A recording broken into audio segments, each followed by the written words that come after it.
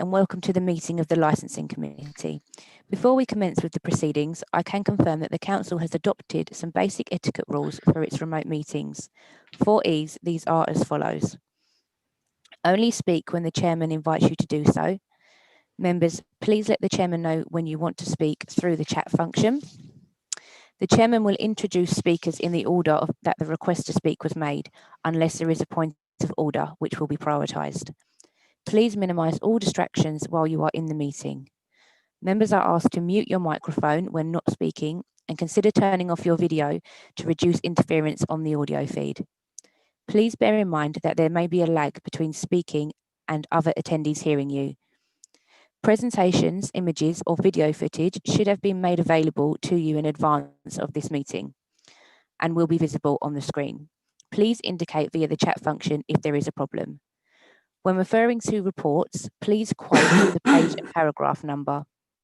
We have no private business on this agenda. However, it is members' responsibility to make sure that your venue and connection is private. If you lose connection at any point and are unable to immediately rejoin, then please call the meeting facilitator. Contact details have been provided. Please only use the chat function for the purpose prescribed for requesting to speak or for a point of order. The chat function is subject to the Access of Information Regimes, FOI/EIR, and is also subject to data protection, rules of defamation, and the Council's Code of Conduct. For this meeting, councillors are identified by a prefix of councillor before their name. There are officers in attendance. These are identified with the prefix of officer. There is a minute taker for this meeting and 2 meeting facilitators. I can confirm that the meeting is quorate of the required members in attendance. The Licensing Committee consists of the following members: Councillor Bore, Councillor Miss Beavis, Councillor Eusden, Councillor Hensman, Councillor Johnson, Councillor Mrs Pell, Councillor Raymond, Councillor Rose, Councillor Mrs Sandham, Councillor Schweer, Councillor Mrs Waters, Councillor Mrs Wilson and Councillor Wright.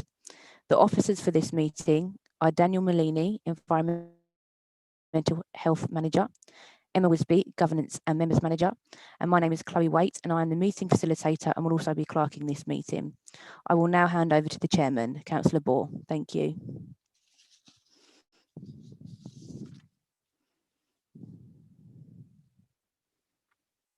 Councillor Bore, I believe you're still muted, sorry.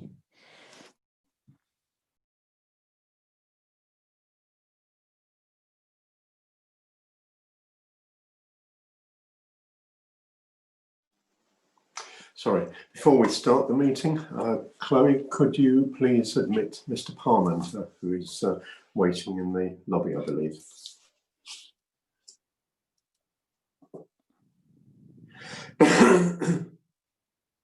Right, thank you. I can confirm that Mr. Parmenter has now joined us. Good. Okay. Start the meeting. Good evening, everyone. Welcome to this virtual meeting of the Licensing Committee. My name is Councillor John Bore. I'm Chairman of the Licensing Committee and I shall be chairing this meeting. As you know, the Council is new to virtual meetings, so I'd ask everyone to be patient and understanding as we feel our way through this new way of working. I'm being assisted by a governance officer and a meeting facilitator who will help me identify when people want to speak and manage the notifications through the chat function. I obviously can't see all of you, so please could you let me know using the chat function if there are any issues with your internet connection, and please also remember to mute your microphone when you finish speaking. Members for this meeting, when I seek your agreement, silence will be taken as assent. When voting is required, I shall call each councillor by name and they will indicate their vote, either for, against or abstain. As the meeting facilitator has confirmed the attendance of members and officers for this meeting, I shall now proceed with the business of the meeting. Agenda item 1, apologies for absence. Do we have any apologies? Thank you, Chairman. I can confirm we have received no apologies for this evening's meeting. Thank you very much. Are there any declarations of interest under item 2? Do any members have any disclosable pecuniary interest, other pecuniary interest, or non-pecuniary interest that they wish to declare this evening? Please state the item and the nature of your interest. Please indicate you wish to speak in the chat function. I wish to speak, Chairman, but my chat's not working. Right. Could you please state your Certainly, yes, name? sir. I'd like to declare a non-pecuniary interest, Chairman, in agenda item 5, as the applicant is known to me. I met the applicant as a competitor in a sporting event, but I've not had any contact with the applicant outside the sporting event for many years, and I only know of him in that capacity. I've taken advice and I tend to stay and participate in the meeting and vote on the matter. Thank you, Chairman. Thank you very much, Councillor Rose. Any other declarations? If not, I shall proceed to item 3, minutes of the previous meeting held on the 14th of August 2020.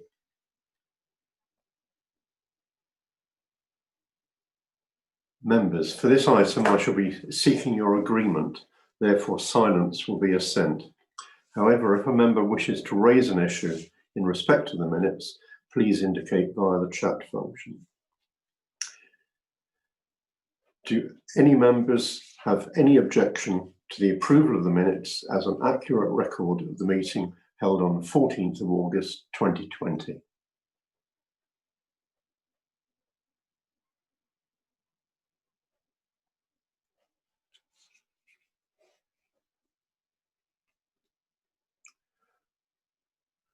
I should take that as approval. Thank you, members. Your silence is agreement that the minutes are an accurate record.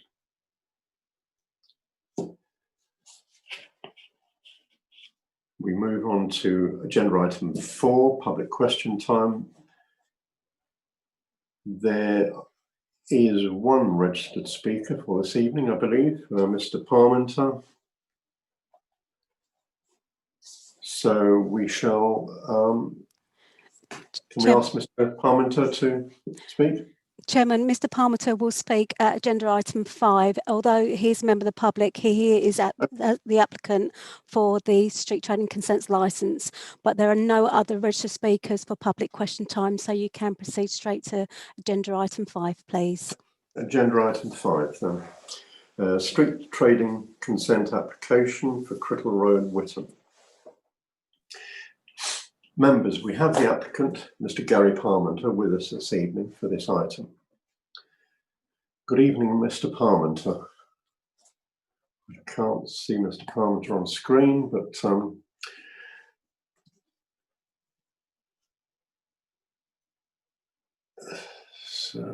yes, can I?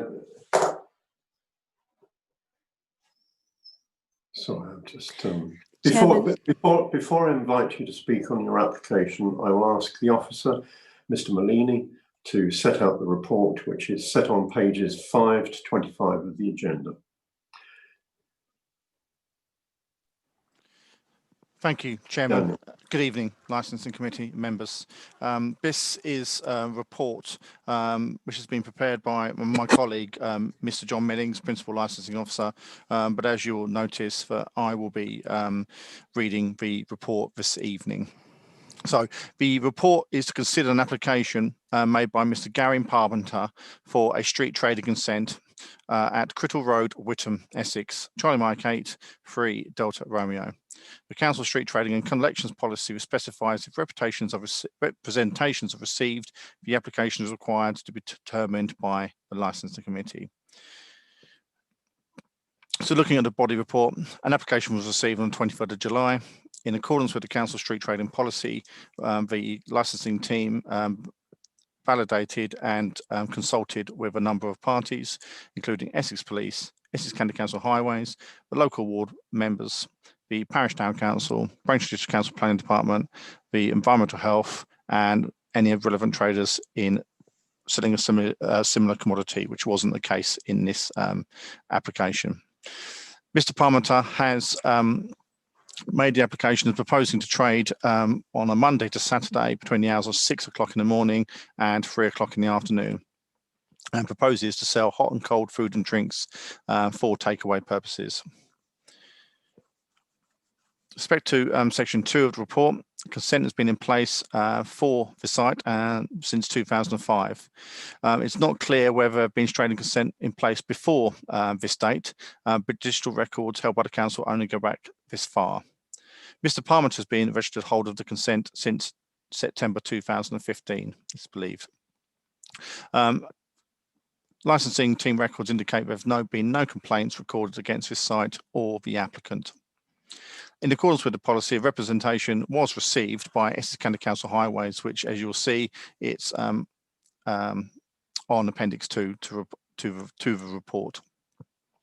The representation raises the following points for consideration: that nothing should be parked opposite a junction.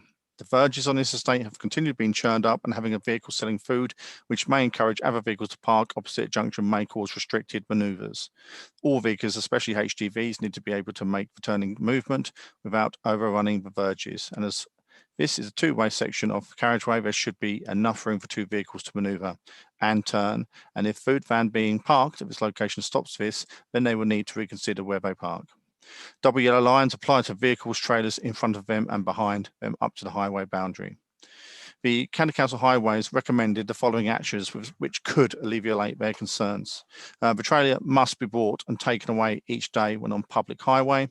The trailer must be placed in the carriageway and not placed on the footway, which is not constructed to take either the trailer or vehicle pulling the trailer. And to be clear, that's not on the yellow lines, in the location of yellow lines. And the trailer must face inwards, so the opening hatch is facing towards the footway. In accordance with the Council's policy and the Miscellaneous Provisions Act 1982,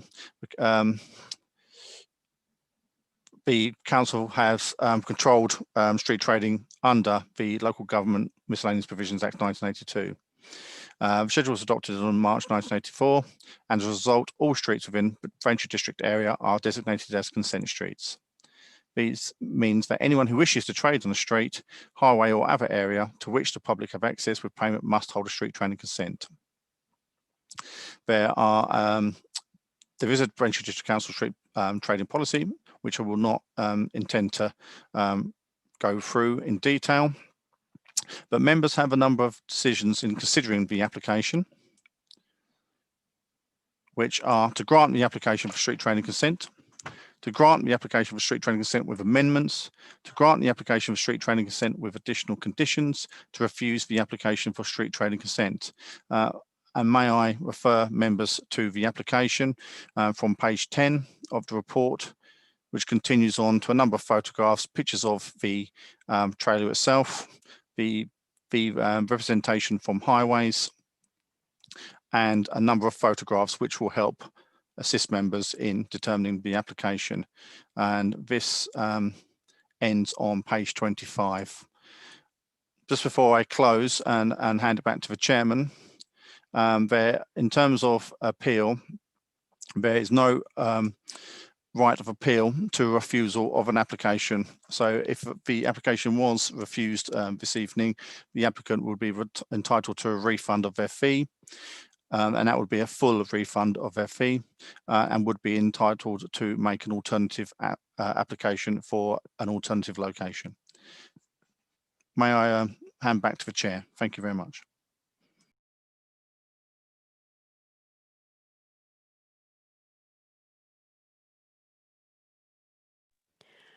Councillor Ball, your microphone's switched off. Would you like to unmute, please? Thank you, Daniel. I would now like to invite Mr. Parmenter to speak on this application, please. Mr. Parmenter, could you please unmute your microphone?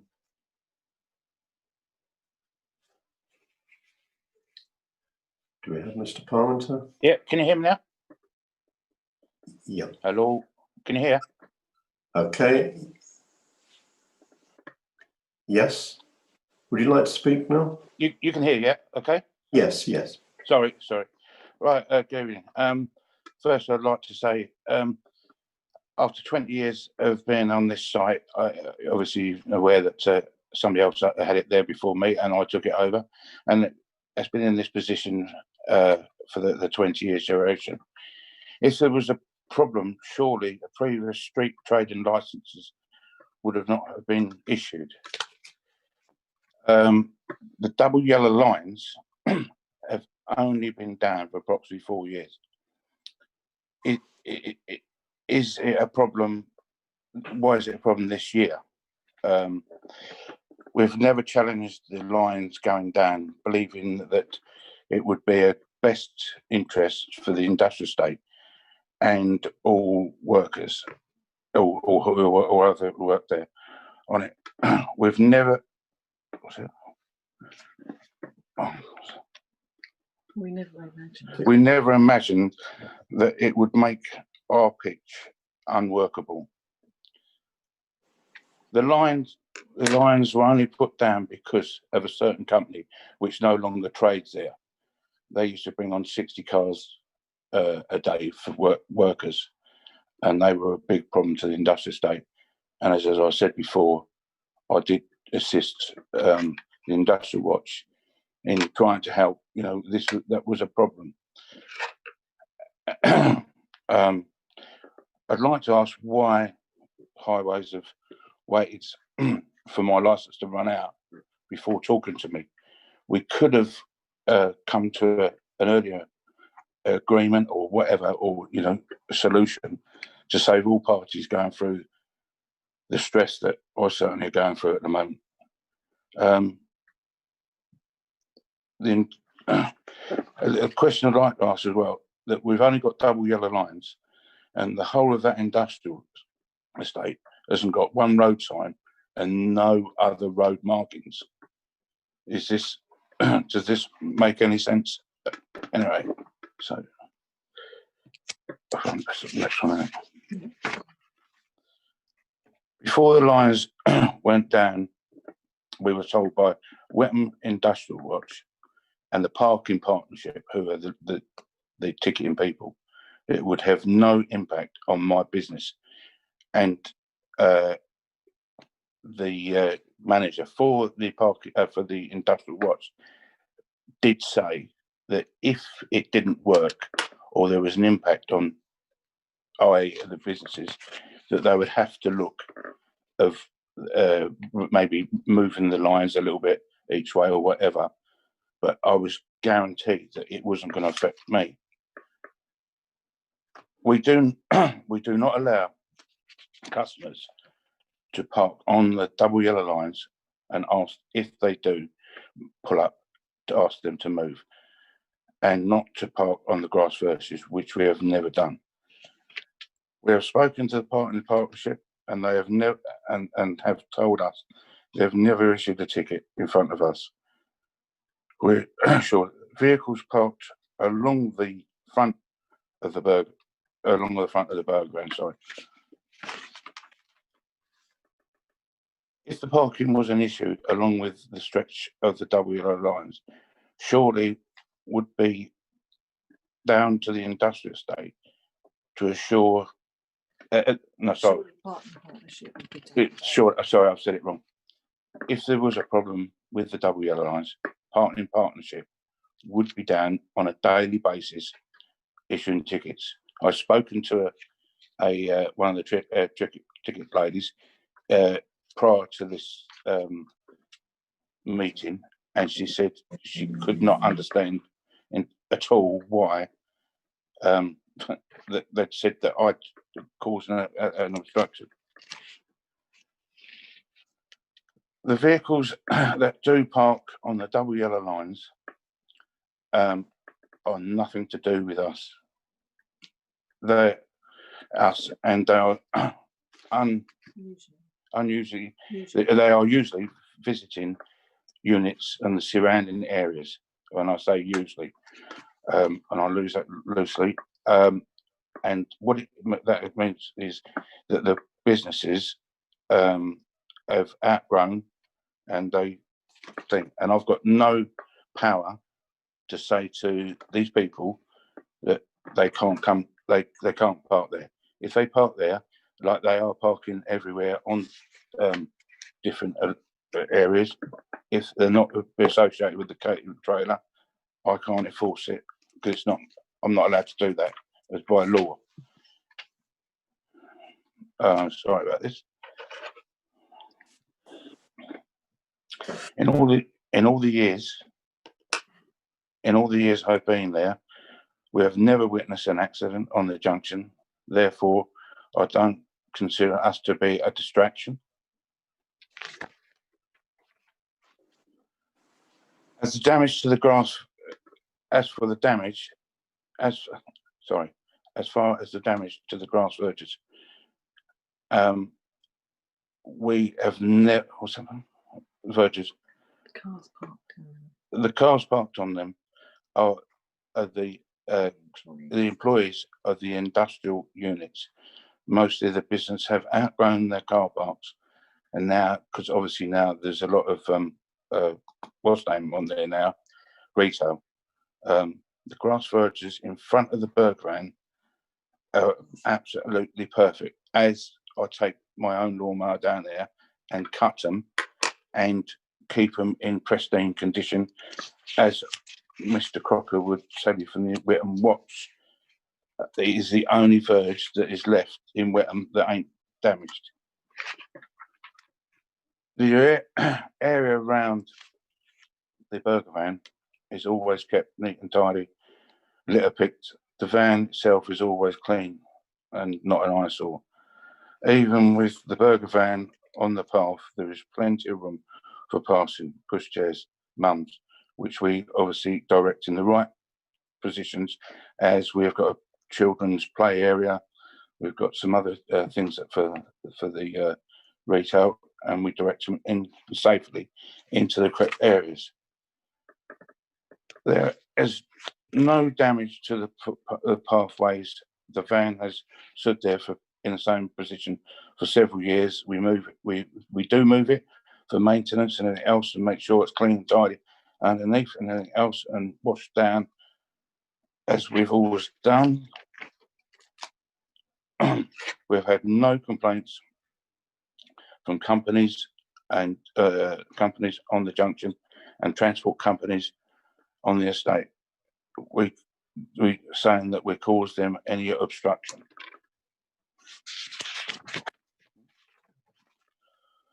We feel we are offering a valuable service to the industrial estate and the surrounding areas. We remained open during the lockdown, and after being checked by Braintree Council, this is at the start of the pandemic, we decided that we were going to give away all the food to the NHS workers, key workers, ambulance, air ambulance, armed response and dog units. You might think that it's a little bit far-fetched, but hand on my heart, and I have fed every one of these people, because we did have a major incident at the start of it. I can't say who, of one of the units, because this person was injured, and I did feed all these. I do have the armed response come to me probably once a week and see us and one thing and another, and they will inform me that all this food that I do is for free for them. We feel that we're being picked on to move. So many other vehicles are parked on the footpath on the estate, which they have to because their companies have outgrown. We're finding it very hard at the moment anyway to make ends meet and to move in this pandemic is going to be a bad effect on us. Not being seen from the different areas and that heading around the corner, I think it wouldn't be good. That's it. That's the first. Right. So basically, I don't want to go on. I could talk for a long time, but I'm not a very good talker. Thanks for your patience. Answer any questions. Thank you, Mr. Parmenter. Is there anything else you wish to say? No, is that to me? Okay. Yeah. Could you please unmute your microphone, please? I'll now. Sorry, Mr. Parmenter. I'll now ask members if they wish to ask any questions, but first I must say to Mrs. Wisby that I appear to have a problem, despite the fact that it's constantly charging. My iPad is down to 5%. Not quite sure why it's using up so much energy. There may be at some point I shall have to excuse myself and hand over the meeting to the Vice Chairman. We'll see how they go. Yes, Chairman. If you do have difficulties, then the Councillor Rose can stand in as Vice Chairman for you. Chairman, can I just ask, before you put this matter to members for questions, I think it's important I give some clarifying information to members, because it may help to narrow the questions or that we don't stray into areas which are outside the scope of members' consideration this evening. Members, Mr. Parmenter has referenced other parking issues in the area. You're not here today to consider the parking issues on the surrounding area. You're here looking at this as a application for a street traders consent. So while there is other issues of parking in the area, that is not a matter which you can take into consideration, unfortunately. I don't doubt that there is issues there for Mr. Parmenter, but you are not here as an on-street parking authority. You're here as the licensing authority to determine this application. Chairman, also with regards to the double yellow lining and as to why this has not been previously raised by the Highways Authority, Essex County Council or the Parking Partnership. Essex County Council is consulted on each application as it is made. Street trading consents are valid for a 1 year period only, so each year there is an application process, and Essex County Council Highways Department is a main consultee, so we cannot advise as to why they have previously not raised the issue of the double yellow lines. The double yellow lines are there. They have been there for a number of years. We can only presume that previous applications have been unopposed, so that applications have been granted. Members, you are not bound by previous decisions to grant street traders consents because they are only valid for a 1 year period. However, you can take into consideration the history of the applicant in managing the site. With regards to the double yellow lines, we have tried to obtain further clarification from Essex County Council officers who've made representations to this application. And we have been advised that the site on which the van currently sits is part of the highway. It is not the carriageway, but it's part of the footway that forms part of the highway. The double yellow lines, we are advised, apply not only to the carriageway, but also to the footway. We've been directed to the Highways Code, which does confirm that the application of double yellow lines.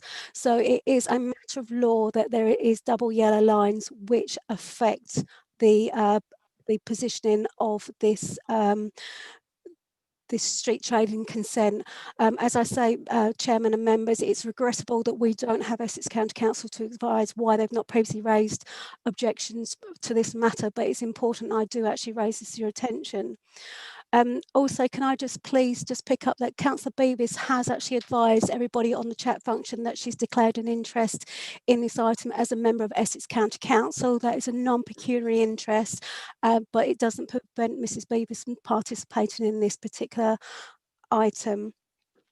Chairman, also picking up the comments of the Whittam Industrial Watch and the Parking Partnership. Again, we cannot confirm what advice has been given to Mr. Parmenter on the application of the double yellow lines, but it would be highly unusual that the NEP and the WIW would give legal advice on on-street parking restrictions that are imposed by a traffic regulation order. If members do wish for us to obtain that information, my advice would be that we should adjourn this matter if you wish to have that information. However, members, you do have sufficient information to proceed to determine this matter if you wish. Thank you very much, Chairman, for the opportunity, and if there's a need to give any further legal advice, I will of course do that. Thank you, Chairman.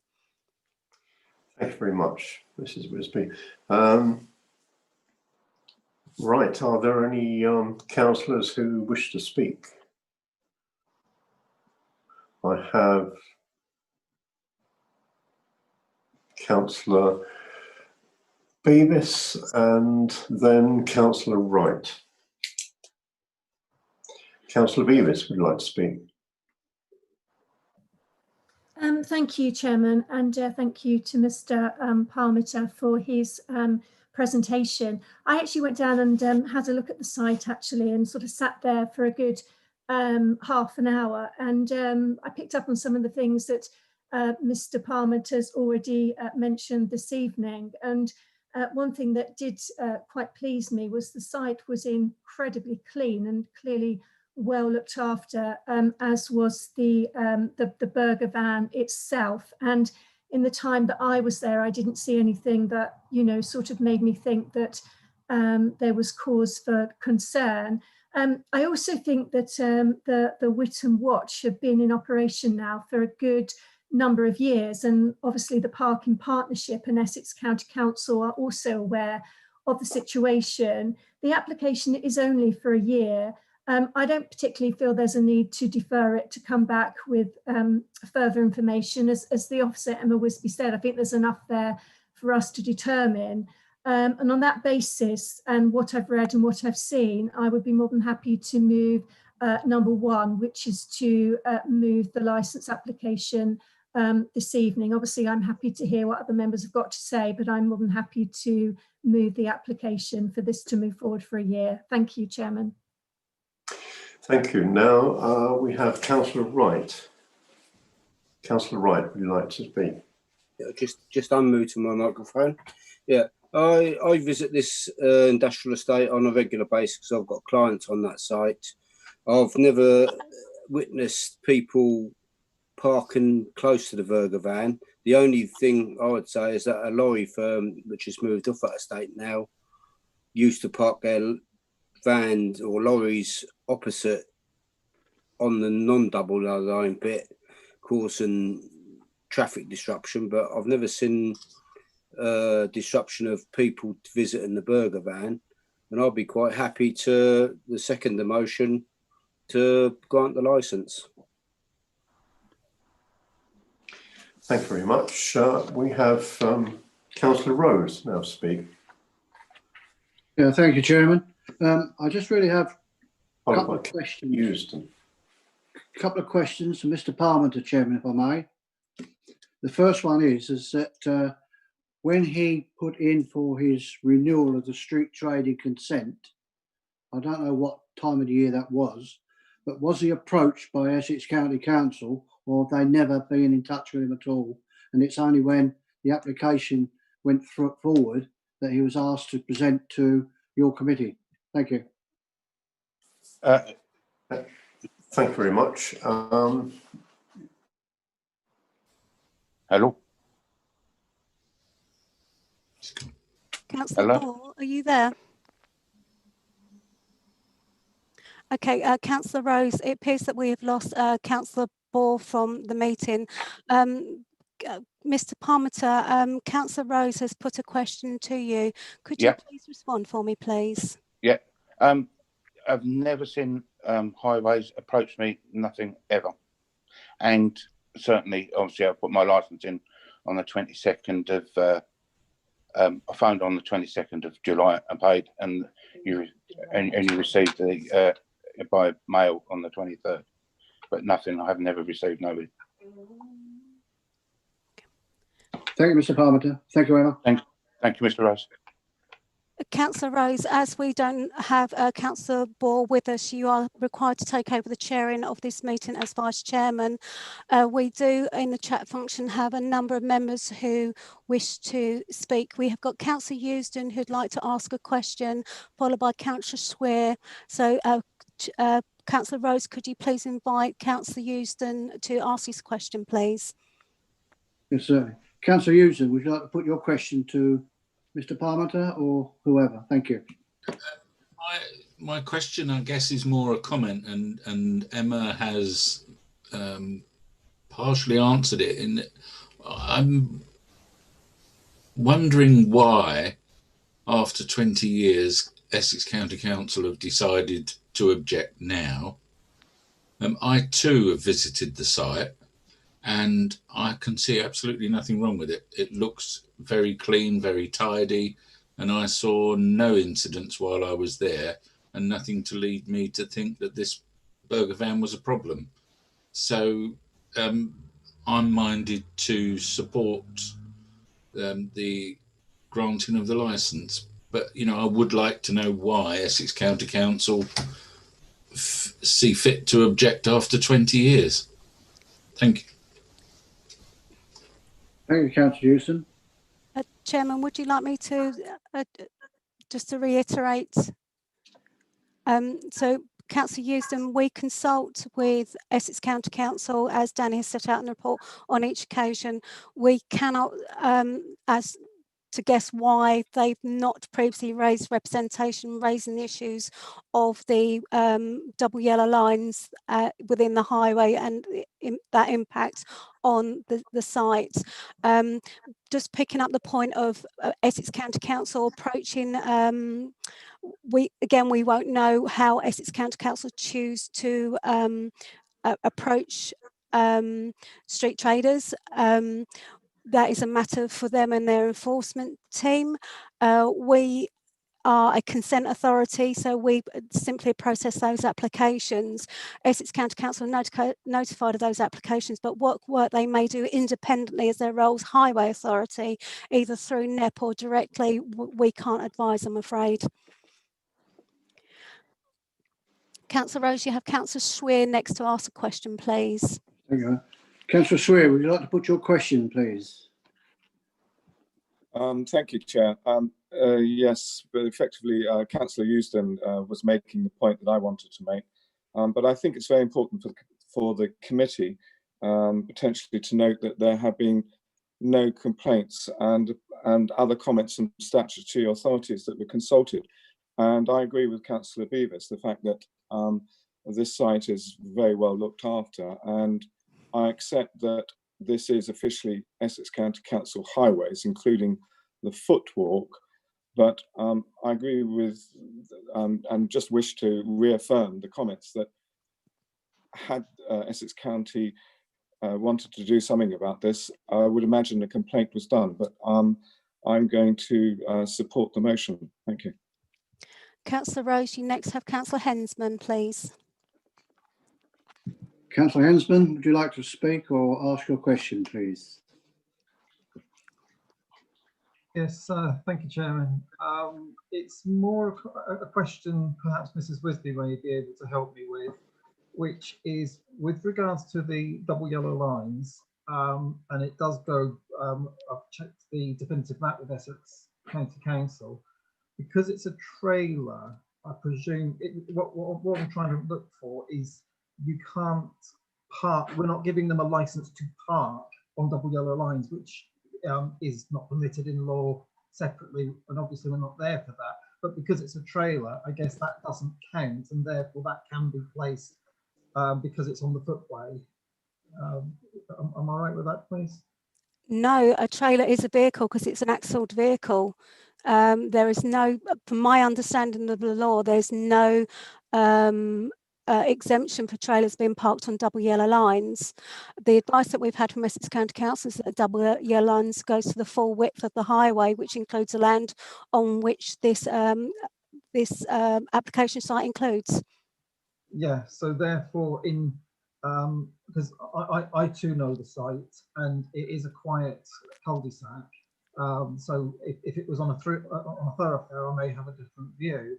But what I don't want to be doing is to be giving, looking to give permission effectively to park on double yellow lines, which covers this area as well. So I would like to support it, but at the same time, I'm also mindful of the Road Traffic Act.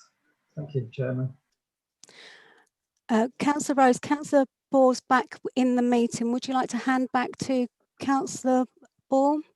Yes, I will. Members, I'll hand the chair back to Councillor Ball. Councillor Ball, all members' questions have been asked to date. Thank you very much, Councillor Rose. As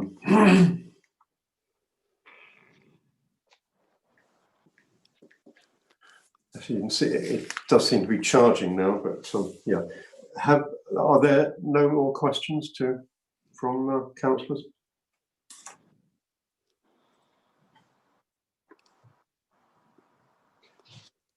Can you hear me? No, Chairman, there's no more further questions that have come forward. So I believe that all members have asked the questions that they have wished to do so in this item. Right. Do we wish to put the option of adjourning this decision? Chairman, you do have a motion of that's been moved and seconded by members that the first option put forward for a vote. So before you can take any further motions, that one needs to be dealt with, please. We shall take the if you just read out the names for me. Okay. Okay. So members, on behalf of the chairman, I'm going to call the roll for voting. So members, as I call your name, could you clearly indicate whether you're for, against or abstaining from this vote? And this is option 1. So this is on option 1 as set out on page 5 of the report to grant the application for street traders consent. So Councillor Mrs Beavis. For. Thank you, Chairman. Councillor Eusden.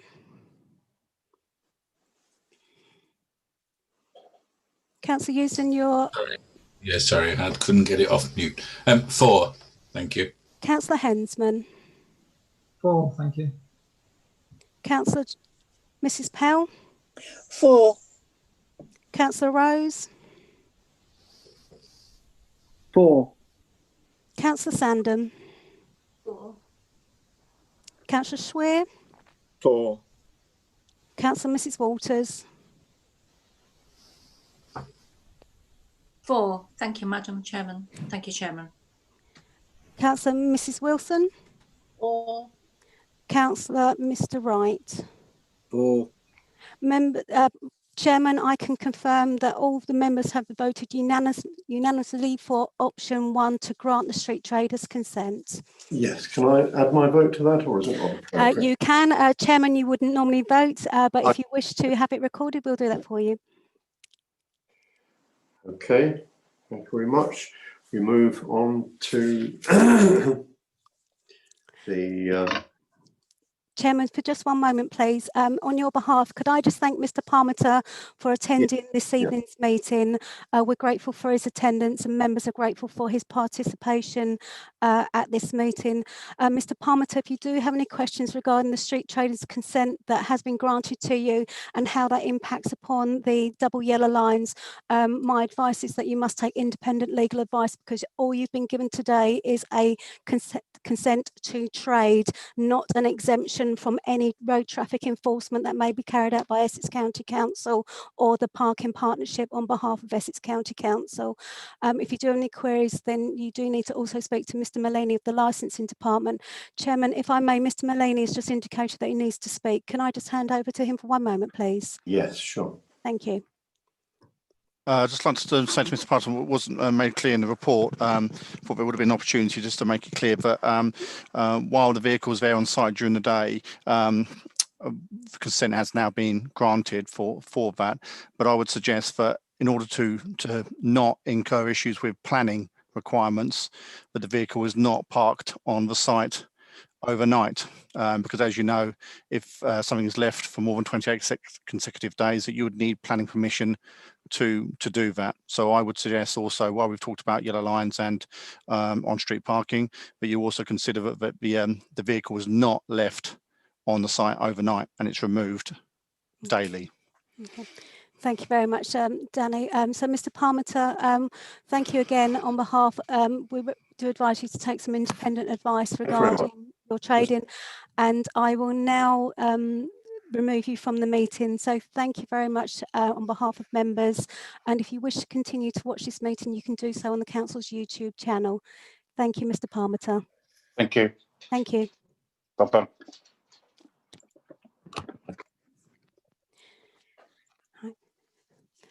Right, we'll now proceed to agenda item 6, Braintree District Council's revised statement of licensing policy. This item is set out on pages 26 to 56 of the agenda. Please can I ask Daniel Malini, Environmental Health Manager, to present the report. Thank you, Chairman. I do not intend to go through this report in great detail. Members will already be aware that they've had sight of the first draft of the policy, and they accepted that the policy should go out for consultation. So the executive summary of this report is to consider the revised Braintree District Council Statement of Licensing Act 2003 Statement of Licensing Act policy, to make a recommendation to full council on the 5th of October or the next available full council meeting. So each local authority is required to formulate its Licensing Act policy statement, which must be reviewed and republished every 5 years. The council does have a current policy, and this piece of work is just to ensure the council continues to have a policy when the current policy expires on and around the 7th of January 2021. So just quickly, Section 5 of the 2003 Act requires the authority to prepare and publish a statement of policy. During the 5 years, the policy must be kept under review, and the licensed authority may make any revisions for it considers appropriate. Just to let you know, there hasn't been any reviews undertaken during the 5-year period, and this is a full review of the policy. Guidance is available to local authorities under Section 182 of the Licensing Act 2003, and that does talk about whether local authorities should make amendments to its policy partway through due to significant changes within the guidance.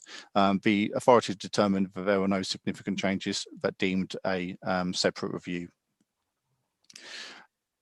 The policy was last reviewed in 2015, took effect in early 2016, and we are now on the 5-year cycle. So this will be a process that all local authorities in the country will be making.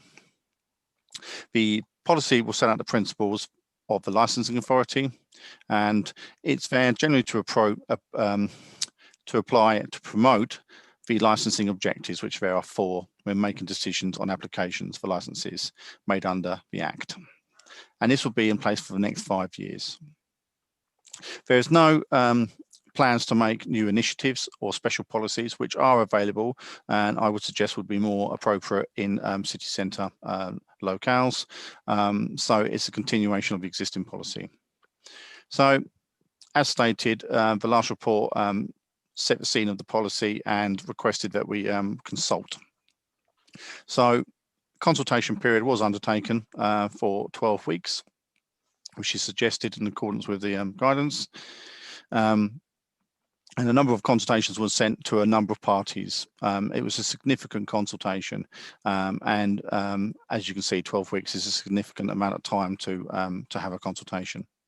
It was available on the council's website, and as a result of the extensive consultation, there were 3 responses. I'm not intending to go through responses in detail unless anyone thinks it would be appropriate, but it was talking regarding whether there should be reference to local authority or national guidance with respect to public safety. It was talking about contact details, making sure they were generic details and not in the name of an individual, purely because if somebody left, then that could cause problems. And then it suggested public consultation with respect to an application could include a list of changes from the previous policy review. And these changes were, these suggestions were fairly straightforward and suitable. So the team name and email address for the responsible authority for public nuisance is to be updated to environmental health, public health and housing. And that was the only amendment. So once the draft policy has been approved, a forward from the chairman of the Licensing Committee will be added and the final formatting will take place. There are a couple of points that it's just worth noting now. Bearing in mind this is still a draft, and therefore, as I said, a forward will need to be included. But there are also a couple of changes that do need to be made, and I would just like to highlight those changes to you. It's been rightly pointed out, but under paragraph 6.3 under page 33 refers to the general data protection regulations. This needs to be expanded further to incorporate not only the general data protection regulations of 2018, but also the Data Protection Act of 2018. So that just needs to be paragraph needs to be added to. And also on section 16.1 on page 43, it refers to licensing committees, and this is actually an error. It should refer to licensing subcommittees, and it talks about whether that paragraph will need to be re-prepared, just to suggest that it's not, the quorum is not required by Council's constitution, but it's required by legislation.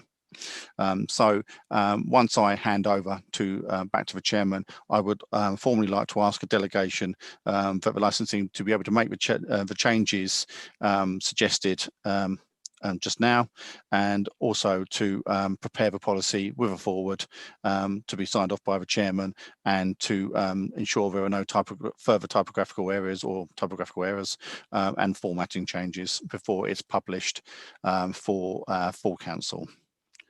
Thank you, Chairman. Thank you, Dan. Do any members wish to speak on this item, please? I have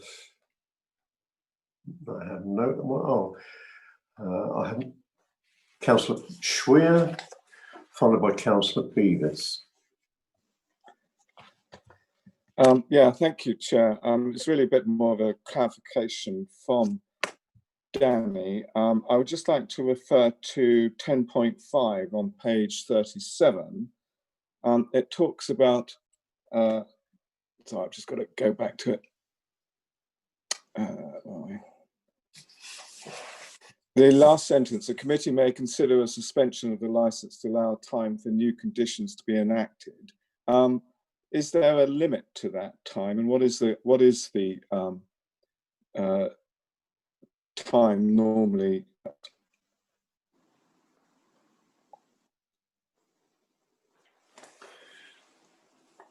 Sorry, can I just clarify the question? Because I've just Yeah, I think you cut out I think you just cut out the key point. Okay, it says the committee may consider a suspension of the licence to allow time for new conditions to be enacted. Is there a limit to that time for new conditions to be enacted? Or is it indefinite? It's potentially indefinite, but the committee could stipulate a time. I think time would certainly be needed in certain situations to see if those conditions could work. Chairman, okay. If I may just assist on this point, 10.5 comes in where we've had a review of a premises licence. So we've gone down a formal hearing to review a premises licence, and the conclusion of that review is that there needs to be conditions imposed upon the licence. So as part of the subcommittee's decision would be to give a window for which there must be compliance with those conditions before the premises can operate. So for an example, if upon review members felt it was appropriate to have a condition that required there to be CCTV installed on the premises, we would want that premises to remain closed until that condition had been complied with. So the period of suspension would be for the time for them to basically get their house in order. So depending on the premises, it could be as little as a week, or it could be as much as 3 months. but it's not as a part of the punishment, it's part of a compliance issue. So the premises doesn't open while we're still not satisfied with the operation of the premises. So the purpose of the suspension is to give them time, and also for the licensing authority to be satisfied and carry out checks that that those conditions have been complied with before the license can open. Now we've only had, I'm going to myself a disservice here. We've had 3 reviews in the 15 years that we've been running licensing hearings.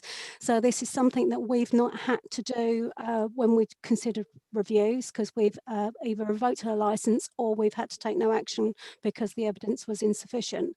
So it's something that we are aware of, but it's something that is a tool to deal with remedying the license going forward. So it's whatever time is necessary to get compliance with those conditions.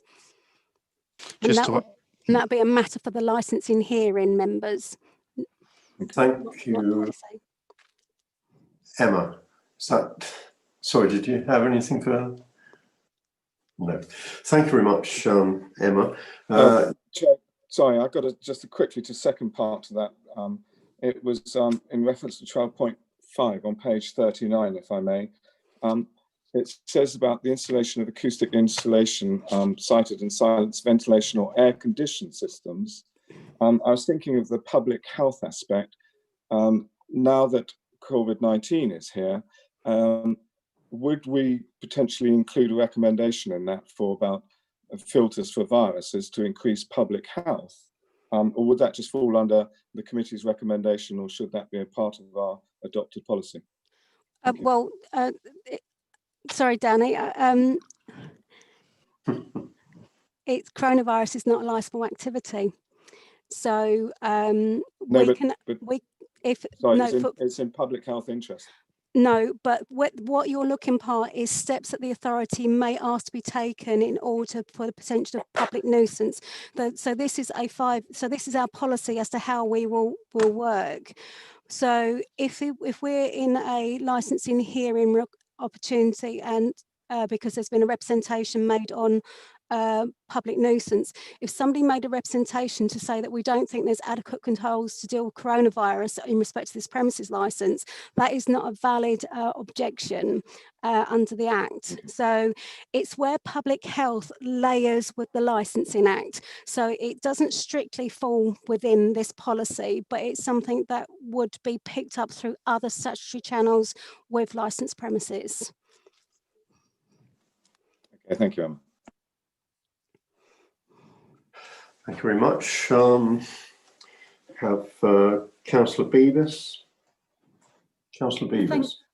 Thank you, Chairman. And I'll take members to page 26 of 63, which is the recommendation, and I'm more than happy to approve the recommendation. I was interested as to how we would deal with the comments that have come forward, and Daniel Molini's already made the point that can be done under delegation, and I'd be happy with that. And obviously the report will then make its way through to full council for council to consider and or approve. So I'd like to move that, Chairman, and in doing so I'd like to thank Danny Molini. I mean, this is a big piece of work. As we say, it doesn't come around that often.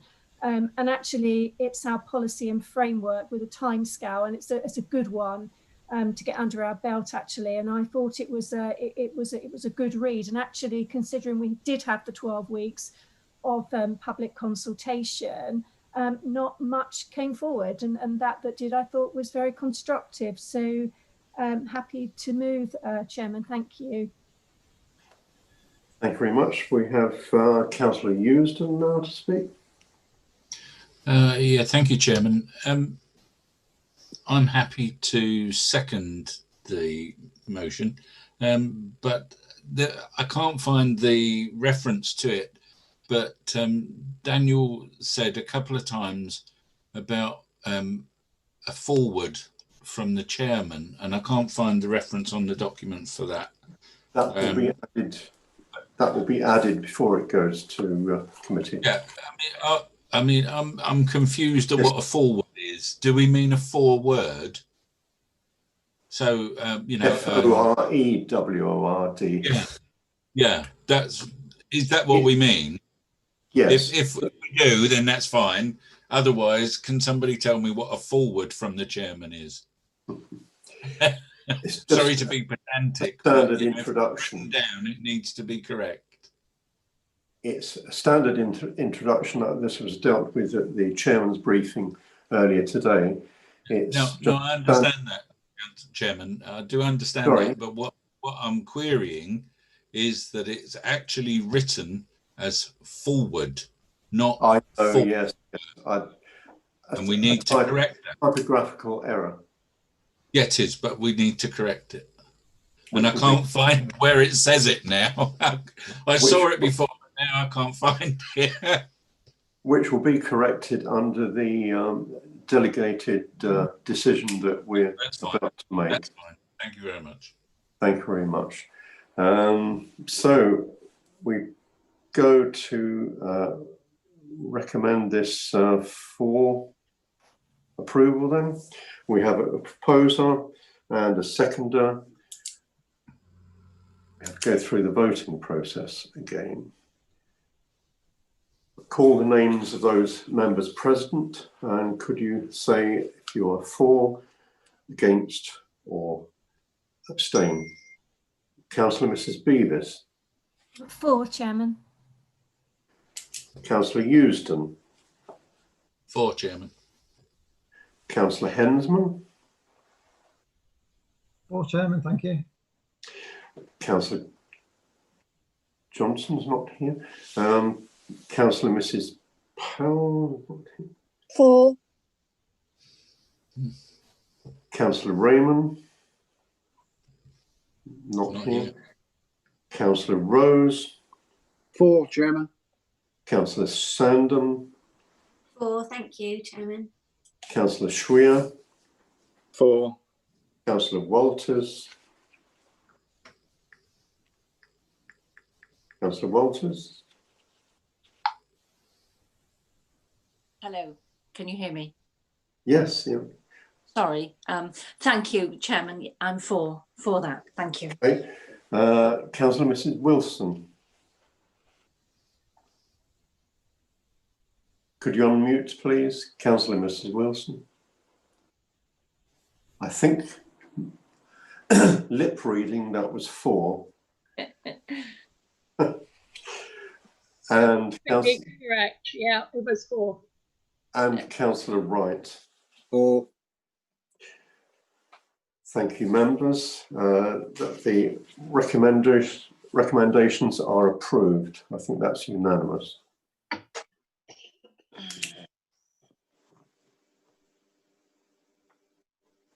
Now,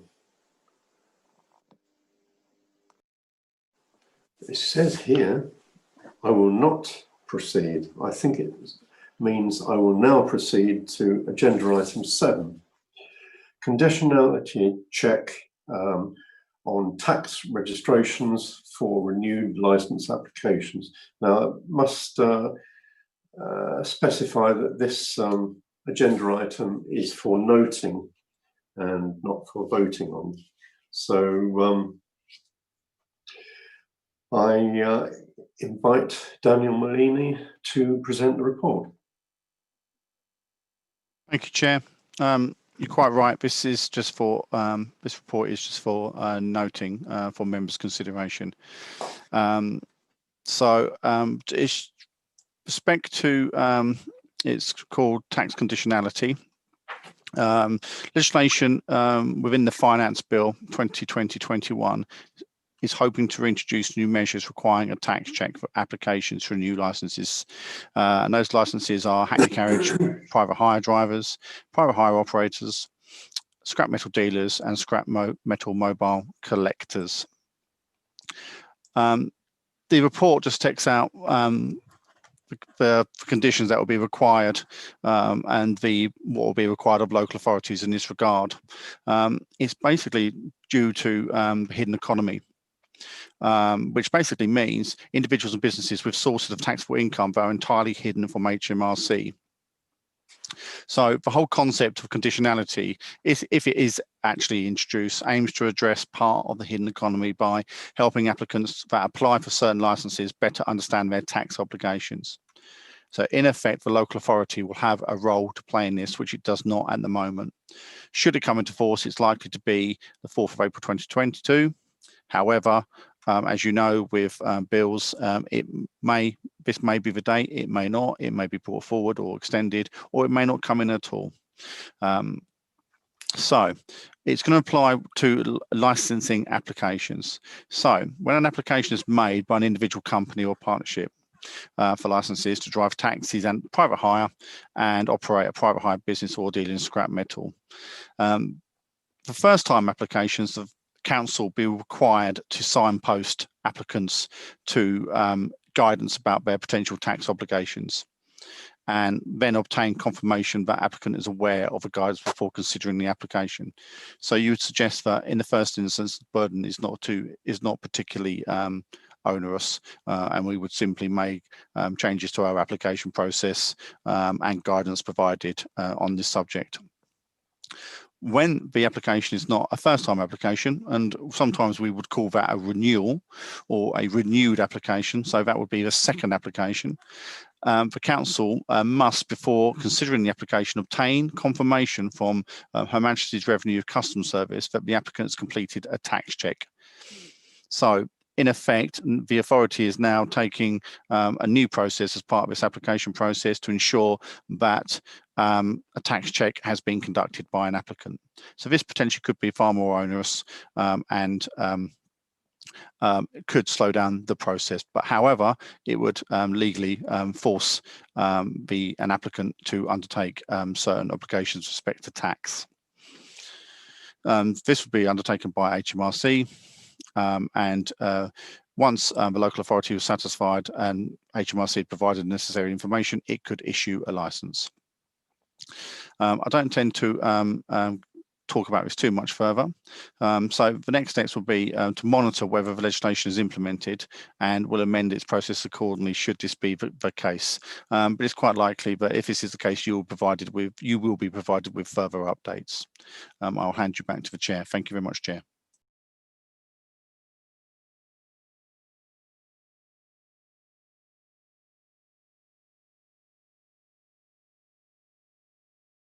Councillor Ball, your microphone's switched off. Could you unmute yourself, please?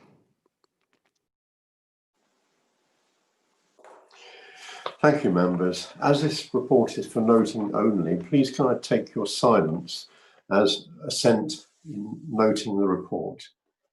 I shall pause to listen to the silence.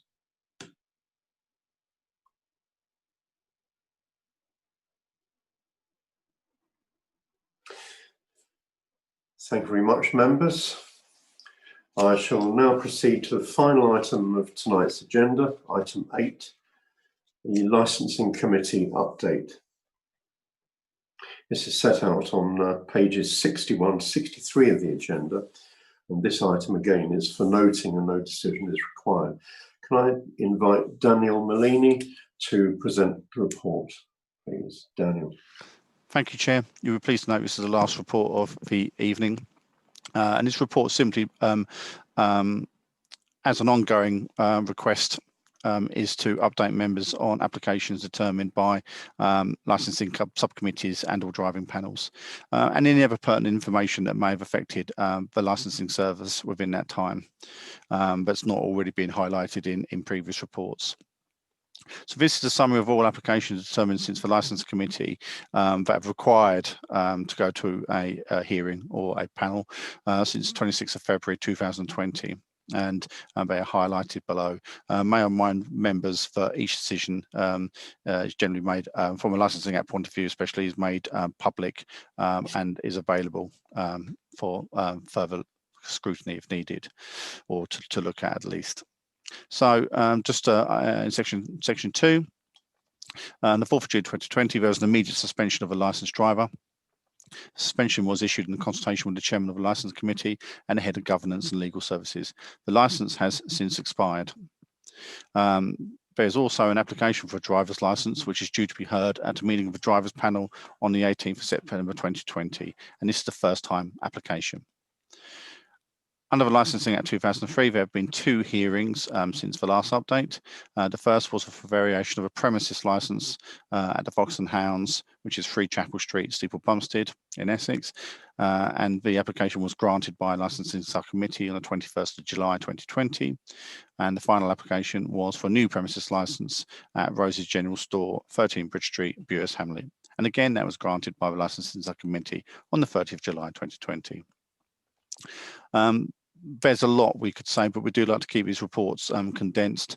But there's been a lot of work taking place under Section 4 with respect to COVID-19. Officers from the licensing team, as part of an environmental health service, have been taking an active role in providing support and advice to licence holders during the COVID-19 pandemic, and have continued to help ensure businesses that were initially complying with business closure requirements and then requirements which would allow them to reopen safely from the 4th of July. We're thinking at the moment we've undertaken at least 250 observations and visits of licensed premises since the end of March 2020.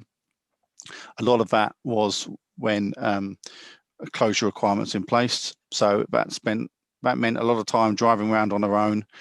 Believe me, literally on our own. There wasn't a lot of people around in March and April on the streets. Very, very dark, quiet streets. Initially, to ensure that premises that should have been shut remained shut, and by and large, that was the case. In the month of July, officers undertook joint patrols with Essex Police as part of the government's response to reopen the hospitality sector. I think it was called, it was some kind of sort of Independence Day, sort of July the 4th reopening. And that, again, that has been significant. We have undertaken license visits to licensed premises with the police and on our own, providing support, providing guidance where needed to keep the industry open, and that work is likely to continue, especially with the unfortunately with the announcements made today and yesterday and today.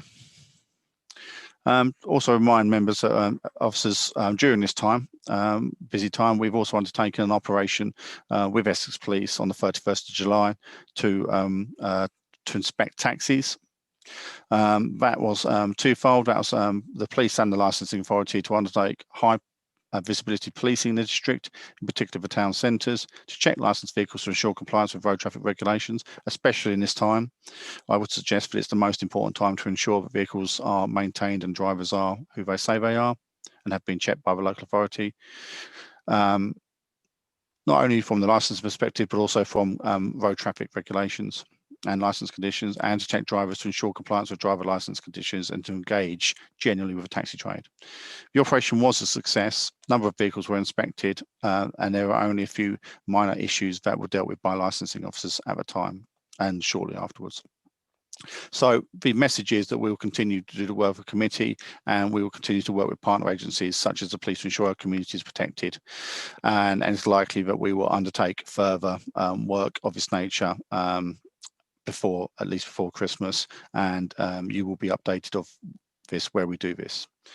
Just finally, I just wanted to bring members' attentions. You'll probably be aware, but the government, by way of the Department of Transport, have issued new taxi and private hire vehicle standards. This is in addition to the guidance that was issued in 2010. So it's been roughly 10. It's been 10 years, but there's new standards that have been introduced. Document sets out a framework of policies that under Section 1774 of the Policing and Crime Act 2017, licensing authorities must have regard to when exercising their functions. It's a wide-ranging review of standards, and there's been a lot of information provided in these. There's functions including developing, implementing and reviewing their taxi and private hire vehicle licensing regimes. Just want to let make the committee aware that a report will be submitted to the next licensing committee in November 2020, all being well. As long as we don't have another pandemic, which will provide a number of recommendations in line with the standards. So that will be a considerable piece of work moving forward for the committee and officers of the licensing team. May I hand back to the chairman. Thank you very much, Chair. Thank you very much, Daniel. I always think that these reports are very useful addition to the agenda. And this particular one, since icebergs are in fashion at the moment, a timely reminder that the licensing team is the 9/10 of the iceberg beneath the surface. In fact, possibly more like 99% of the work is done.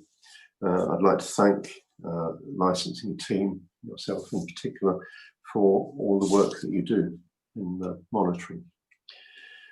So, members, as this report is for noting only, do any members wish to speak on this item? If you could indicate on the chat function. I have Councillor Beavis to speak. Thank you, Mr. Chairman. And I think actually you've just encapsulated how I feel. And I just wonder whether we could perhaps, say those words at full council in October, that, during this pandemic, the work of the team, not only in sort of doing the reports, but getting out on the ground and keeping business moving has been fundamental. And I really do think we need to praise that at the next full council meeting on behalf of this committee. Thank you, Chairman. Thank you, Maria, very much. Councillor Eusden, please. Councillor Eusden, would you like to speak? No, I haven't asked to speak, Chairman. Oh, your name is up here, Councillor Eusden, to speak. Not on this item, I don't think. Oh, I see. Sorry. That was on the previous. Okay. Sorry. Right, thank you very much, members. As this report is for noting only, please can I take your silence as assent in noting the report. I shall pause for a minute or less. Thank you very much, members. That concludes our business for this evening. So I shall close this meeting of the Licensing Committee at 8:30 p.m, 20:30 p.m, unless Mrs. Wisby has anything to add.